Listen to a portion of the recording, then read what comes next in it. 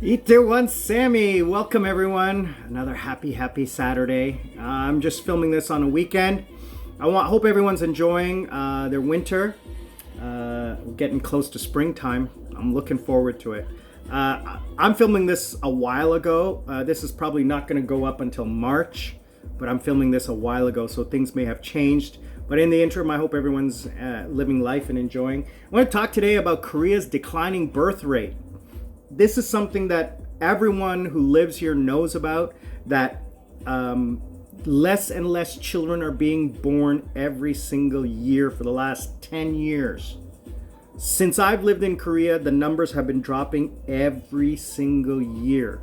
We're down to I don't know the exact numbers. Let me look at the article.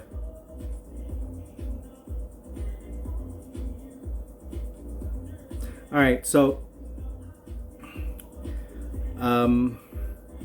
you're supposed to have 2.1 each, family, or Korea is point something, less than one birth per couple.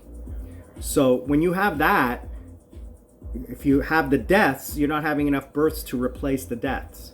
And I've talked about this before. I did a video before about Korea's declining birth rate. But now I have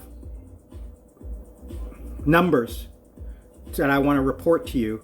The 2020 census is out today. Compared to 2019, for the first time in Korea's history, the population has declined by 21,000 people. The entire country's population has dropped by 21,000 people. It's the first time in history. Now, 2 years ago, the population of Seoul, the city of Seoul, dropped below 10 million. Okay, now that was due to people moving away, but still, that's an indicator. We are at 51.8 million people. Okay, when I came to Korea, it was much higher. It was 52-ish. Right, so it's been dropping every year, and now it's dropped below that number to a negative number. We lost 21,000 people in this country last year, from population perspective. Why is that happening? I think there's 2 or 3 main reasons, and number one, the main reason is people are not getting married. It's too expensive. People are not getting married, number one, because people are not being, regardless of COVID, people are not going out and meeting other people because they're working so much. Because the cost of living in Seoul is ridiculously expensive for Koreans. Korea has one of the highest credit card debt. I actually know people who will use one credit card to pay the other credit card. They have 7 credit cards. They have 6 bank accounts, and they're constantly rotating money. I had one friend who was scammed out of $15,000 by a rich woman, supposedly rich woman. Why would she need $15,000, and why couldn't she pay it back? My friend eventually got the money back. We're talking 6 months, right? So, number one is they work too hard. Koreans are working way too hard, way too long, and don't have time to date. Number two is the cost. A lot of young people don't have the money to date. It's expensive. You want to go out on a date, it's 50 to 100,000 won, 50 to 100 bucks to go out on a date. Even if you want to just do coffee, it's 20 bucks. So when you're living, paycheck to paycheck, that's a lot of money to some people. So they don't date. Marriages are down.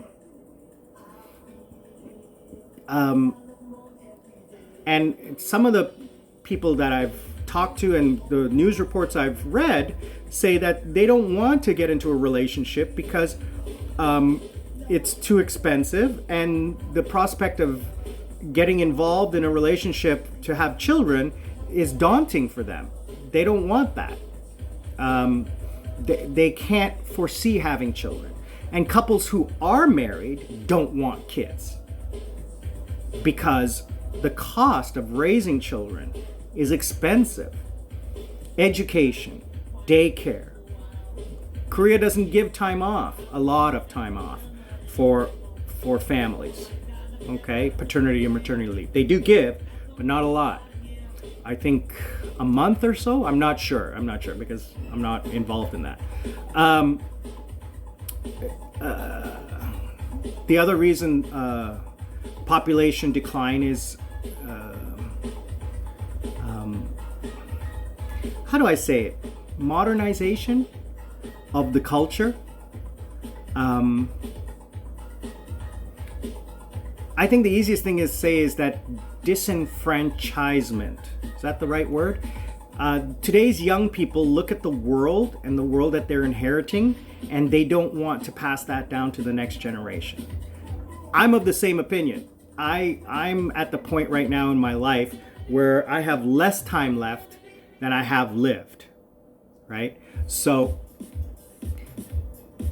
in the next, let's say 20 to 40 years that I have left to live, the world is going to go, if it keeps going the way it's going, won't live.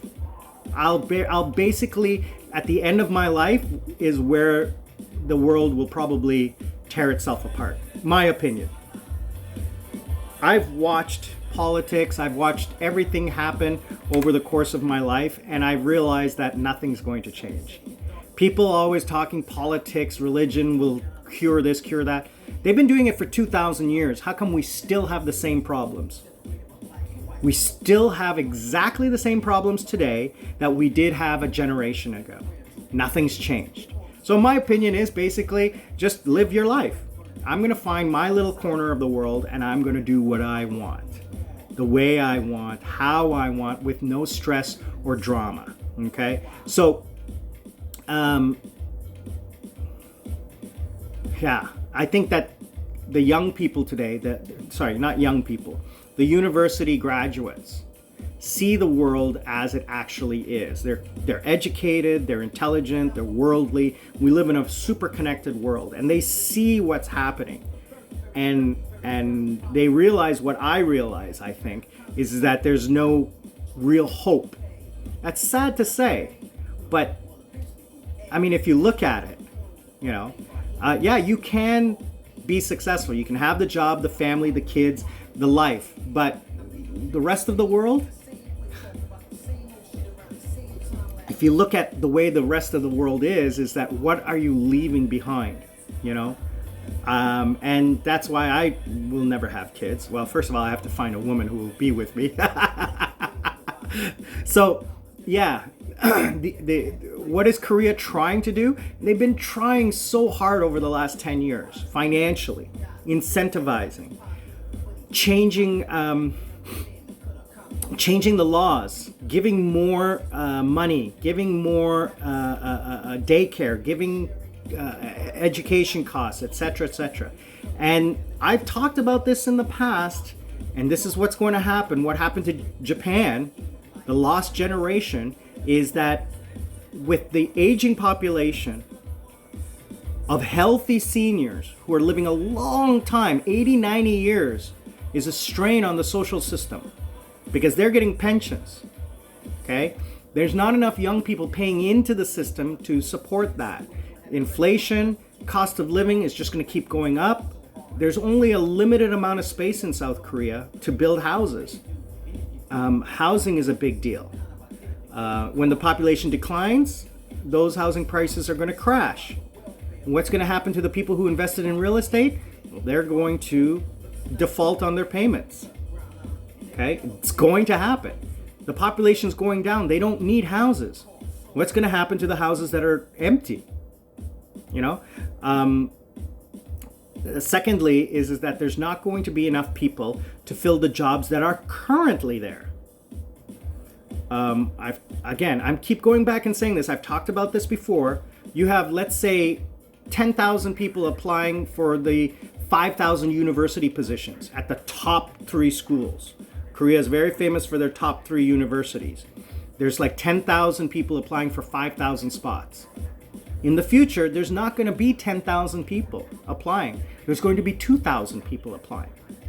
So those universities, because they need to keep the money coming in, their business, they're going to reduce the bar to get in. So now everybody's going to go to those universities.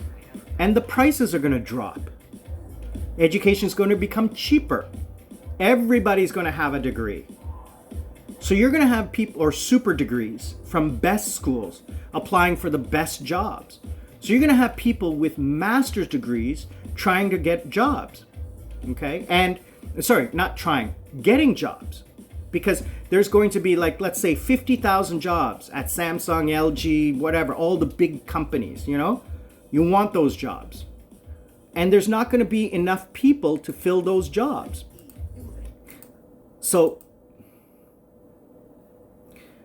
you're not going to have enough people to fill those jobs. So what are you going to do? You're going to raise the salaries. Sorry, let me get there. You're going to raise the salaries. Okay? For those part-time jobs. You're going to raise the sorry, let me just get this set up. You're going to raise the salaries for those part-time jobs or those lower level jobs. You're going to lower the bar for the high-paying jobs. You're not going to have to be from the big 3 universities because they need to fill those jobs. The same thing happened in Alberta in Canada. Okay, when the oil was over $100 a barrel, people were making more money working part-time in the oil field than they were working at McDonald's. So they would just quit the job and go work in the oil fields. Then the McDonald's needed people, or the service industry needed people. They raised the salaries. And then what happened is cost of living in the area went up. Real estate went up. Everything went up. Price of oil crashed. Those rents still had to be paid.